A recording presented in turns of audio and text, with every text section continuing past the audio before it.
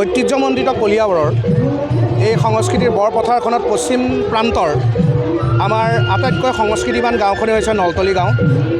আমাৰ এই বুঢ়া আহঁতৰ তলতে যোৱা 49 বছৰ ধৰি আমি পৰম্পৰাগতভাৱে এই ৰাস ভাগ উদযাপন কৰি আহিছোঁ আৰু আমি সৌভাগ্যশীল যে অসমৰ লগতে সমগ্ৰ উত্তৰ পূৰ্বাঞ্চলত এনেধৰণৰ আমি এই ৰাসৰ ক্ৰিয়া আমি দেখুৱাবলৈ সক্ষম হৈছোঁ। সুদূৰ দিল্লী, হাৰিয়ানা এয়াৰতো আমাৰ এই ৰাস গৈছে আৰু সেই হেতুকে আমি অহা বছৰ যি সোণালী জয়ন্তী অনুষ্ঠিত কৰিম তাৰ বাবে আমি প্ৰস্তুতি আৰম্ভ কৰিছোঁ। আমি পৰম্পৰাগতভাৱে ৰাস ভাওনা পাতি আহিছোঁ, কিন্তু এইবাৰ আমি পলমকৈ হ'লেও ৰাস ভাগ পাতিছোঁ।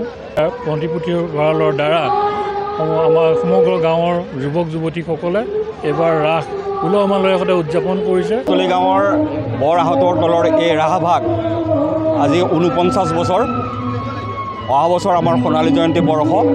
পলমকৈ হ'লেও আমাৰ যে ঐতিহ্য, আমাৰ যে পৰম্পৰা, এই 50 বছৰলৈ খোজ দিবলৈ আৰু মাত্ৰ এটা বছৰ বাকী থকা অৱস্থাত আমি এই ৰাস ভাগ অনুষ্ঠিত নকৰাকৈ আমি থাকিব নোৱাৰিলোঁ। আমাৰ নতুন পুৰুষসকলে পৰ্যায়ক্ৰমে প্ৰতি বছৰে এই ৰাস ভাগ নলতলি বৰ নামঘৰ সমন্বিতে বৰ আহঁতৰ দলত এই ৰাস ভাগ অনুষ্ঠিত কৰি আহিছে।